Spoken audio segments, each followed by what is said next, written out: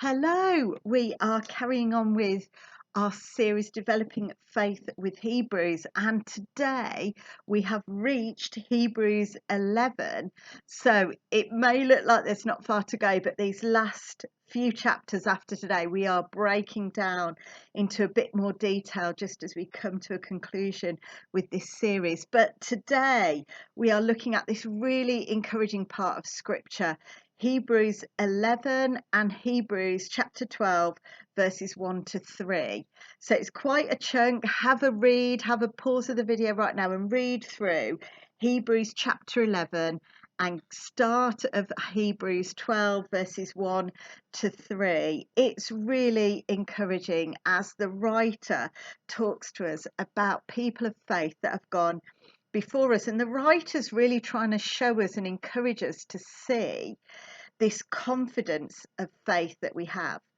And if we're struggling to find a confidence in our faith, what they're trying to say is look at all these people that have gone before us in Scripture, people that have lived lives of faith. And if we're struggling in confidence, if we're struggling to see where Jesus is or what he's doing or where he's acting, let's look back. Let's have a confidence because of all these people and how they lived lives of faith and saw God at work. And the people that the writer is pulling out here are people that didn't really see the full picture of what God's promises were holding, or what he was going to do through them, or through how they acted in faith.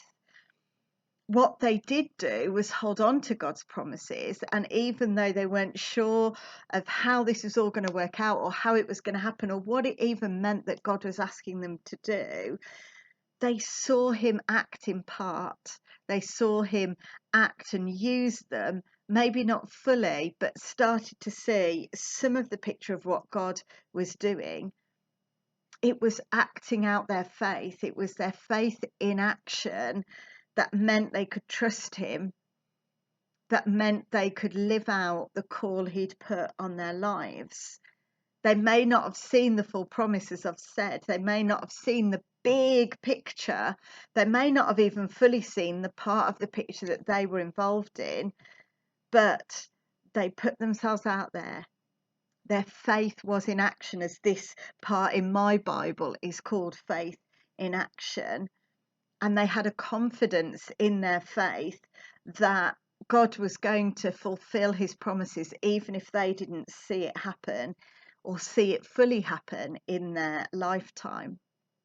I want to encourage you today. You'll have read through all of those people mentioned in chapter 11 already, but I want to encourage you today or this week or in the next couple of weeks, pick one of the people or one of the circumstances mentioned here and look more into their lives in Scripture.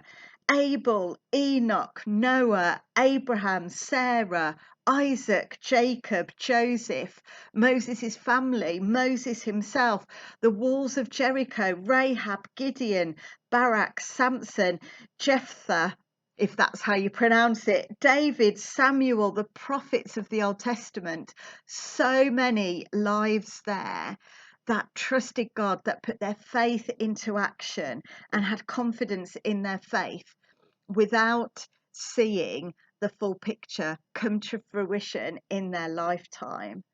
Wow. If you're not sure where to look for any of those, just give myself or Steve a shout and we can help you with that. We can direct you to where you can have a look. We haven't got the space today. We'd be here for hours and hours on end if we were to look into every single one of those people's lives. But what an encouragement that not only could the people reading or hearing this letter back then in this letter written to the Hebrews, not only then was it true, but it's true for us today. What an encouragement those people of faith are to us. It encourages us to keep going. It encourages us to realize there's a bigger picture, there's a bigger plan that we may not see all of it, but God is at work. His purposes, he is working out, and we've got a part to play in that. It takes faith from us for this, confidence in our faith, and not only that, but a willingness for our faith to be put into action. for that to be our main driving force in our faith, not just something that sits in the back and might come out on occasion, but it's part of who we are. It's how we live our lives. It's a driving force to us. As I've already said, all of these people that the writer mentions don't see a lot of the circumstances and events that come off the back of how they've acted in faith. They don't see the fullness of God's promises coming to fruition in their lifetime. But we get this amazing statement at the end of chapter 11, and it says this: God had planned something better for us, so that only together with us would they be made perfect. So God's plan was already great for what he wanted to do with all these people in these different circumstances and situations. But God had planned something even better that's only going to happen and only be seen and only be perfected when we're all together. Wow, God knows the whole picture, and it will only be fully seen, fully experienced, fully recognized when we are finally all together. But it takes us all to act in faith, to listen to God and act on what he's saying and asking to us, even when it doesn't make sense for that big picture to happen. The writer acknowledges that these people they've written about are all foreigners, strangers, wanting to see the world become a better and more heavenly place. It's a good question for us to ask. Do we see ourselves as strangers here on earth? Do we want to see our world become God's kingdom here on earth?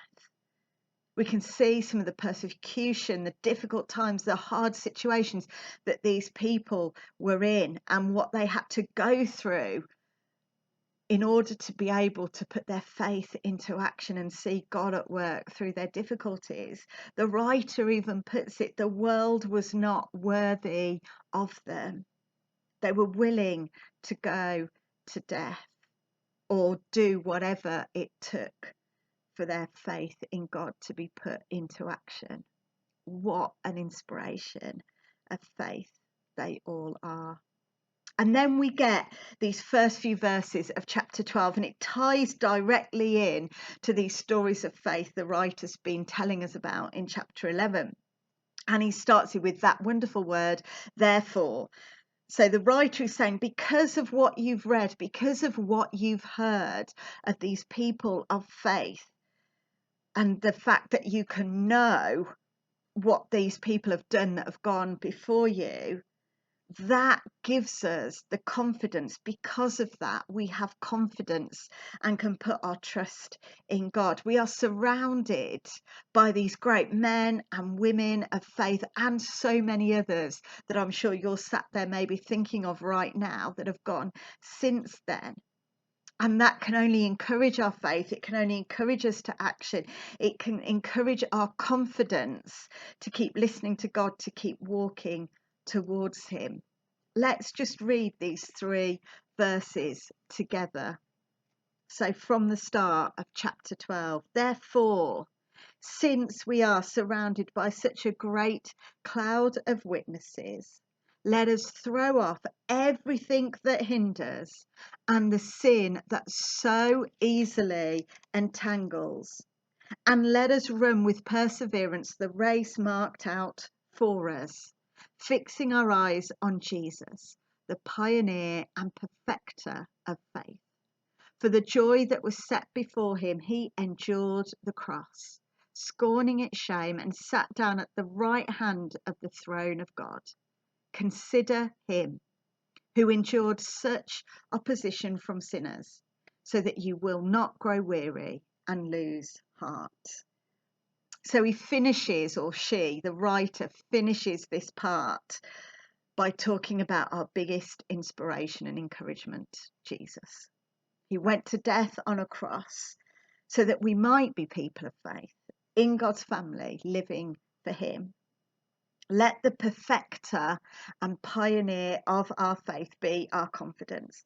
Help us in not growing weary or losing heart helping us to keep persevering on the journey God has got for each of us and keeping our eyes fixed on Him. Let's remember, none of our journeys are going to be the same, but we can keep looking to Jesus, keeping our eyes fixed on Him, and we can encourage one another to keep doing the same. Be encouraged today. God bless.